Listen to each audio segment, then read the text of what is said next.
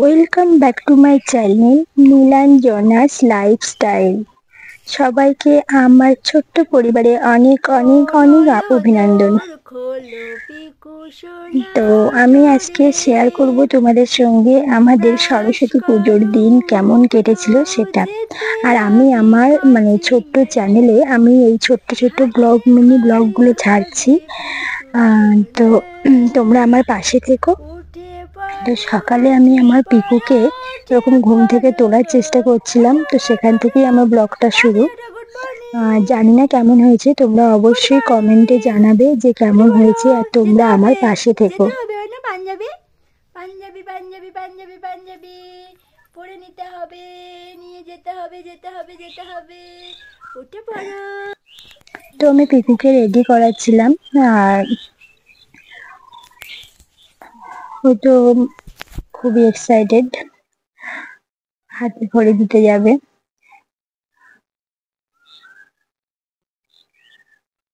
আচ্ছা, তার আগে বলে রাখাই ভালো যে আমি পিকুকে হাতে খড়ি যেখানে দেওয়া হয়েছে সেটা পিকুর বাবার কোচিং এ পড়ায়। ও যাওয়ার জন্য একদম রেডি। কেমন লাগছে আমার পিকু সোনাকে তোমরা অবশ্যই জানিও।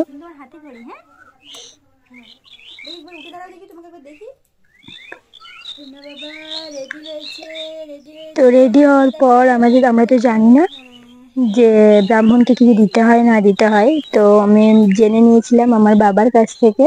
আমরা সেরকম যথাসাধ্য যেটা চেষ্টা করেছি যে এমনিতে একটা প্রণামী দিতে হয়, সেটা বাদ দিয়েও আমরা চাল, আলু, 5 রকম মিষ্টি আর 5 রকম ফল দিয়েছিলাম। আর ফলের মধ্যে আমি এখানে রেখেছিলাম আমার নারকেল, কুল, এগুলো তো মা সরস্বতীকে দিতেই হয়, আলু আর লেবু আর আপেল, এই 5 রকম। আর পিকুকে যেহেতু ওখানে নিয়ে যাচ্ছি, এবার ওর তো হাতে খড়ি দেওয়ার পর পুষ্পাঞ্জলির পরে ওরও খাওয়াতে হবে ওখানে, তো সেই জন্য ওর জন্য আমি একটু সুজি বানিয়ে নিয়েছিলাম আর একটা কলা আর একটা লেবু। আর পিকুর হাতে খড়ির স্লেটটা কেমন হয়েছে সেটা কিন্তু অবশ্যই জানিও বন্ধুরা। আমি এই দুদিকে এরকম ভাবে ডিজাইন করেছিলাম যে একবারই তো এই হাতে খড়ি হবে, তো ভালো করে যদি ডিজাইন না করি তাহলে আমারই মনে হলো যে করি, তো সেজন্য করেছিলাম। তারপর আমরা চলে গেলাম কোচিং এ। যাওয়ার আগে আমাদের বাগানে যে ফুল ছিল সেই ফুল কিছু নিয়ে নিয়েছিলাম। তো এখান থেকে আর আমাদের এখানে আমরা যে বইপুরে থাকি, এখানে বইপুর ক্লাবেও সরস্বতী পুজো হয়েছিল, কিন্তু ওখানে আমাদের যে ব্রাহ্মণ সে একটু দেরিতে আসবে বলেছিল বলে আমরা কোচিং এ নিয়ে গিয়েছিলাম। তো প্রথমে কিছু ফুল তুলেছিলাম যে এখানেও কিছু ফুল দিয়ে যাব আমি, আর ওখানে নিয়ে যাব। এই যে আমাদের ক্লাবের সরস্বতী ঠাকুর, কিছুই এখনো হয়নি, তো এখানে সবাই সব রেডি করছে, আমি থাকতে পারিনি। এই যে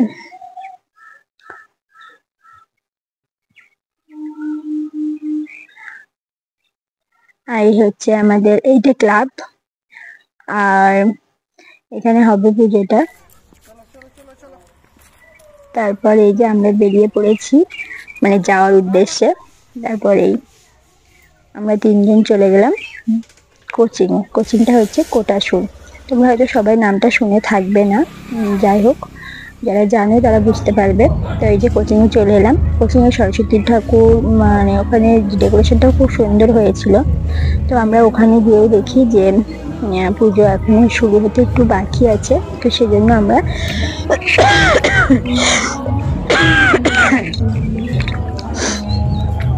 ওখানে খানিকক্ষণ বসেছিল পিকু। তো তারপর পিকুর বাবা বললো যে চলো আমরা একটু কোটাসুর স্কুল থেকে ঘুরে আসি, ওখানে কেমন সাজিয়েছে একটু দেখে আসি। তো আমরা চলে গেলাম কোটাসুর হাই স্কুলে। এই যে কোটাসুর হাই স্কুলের গেটটা খুব সুন্দর সাজিয়েছিল এবং ভেতরেও খুব সুন্দর সাজিয়েছিল। তো আমরা সেগুলো তখন কেউ ছিল না, স্টুডেন্টসরা সবাই আসেনি। তো আমি একটু ভিডিও করছিলাম যে কীভাবে সাজানো হয়েছে। যে খুব সুন্দর, ওদের সবই প্রায় হাতের কাজ দিয়ে সুন্দর করে, সব স্টুডেন্টসদের হাতের কাজ খুব সুন্দর করে সাজিয়েছে। যে বিভিন্ন রকম মডেল তৈরি করেছে। ওয়েটল্যান্ড খুব সুন্দর করে সাজিয়েছে, আমার তো খুব ভালো লেগেছে। তোমাদের কেমন লেগেছে অবশ্যই জানিও বন্ধুরা।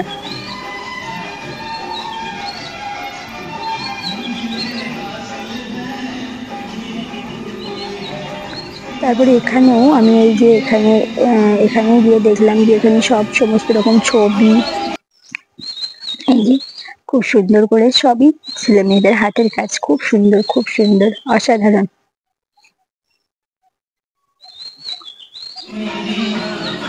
তারপর মঞ্চটা, এখানে স্টেজটা খুব সুন্দর করে সাজিয়েছিল, মনে হয় পরের দিন কোনো অনুষ্ঠান ছিল, আমি ঠিক জানি না ওটা।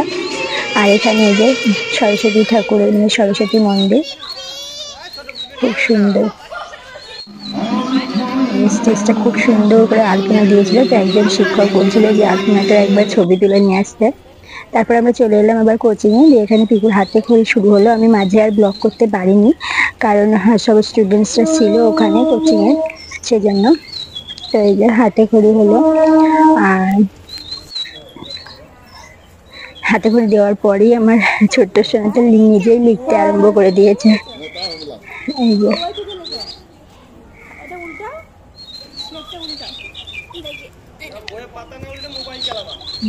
সব লেখা সব হলো।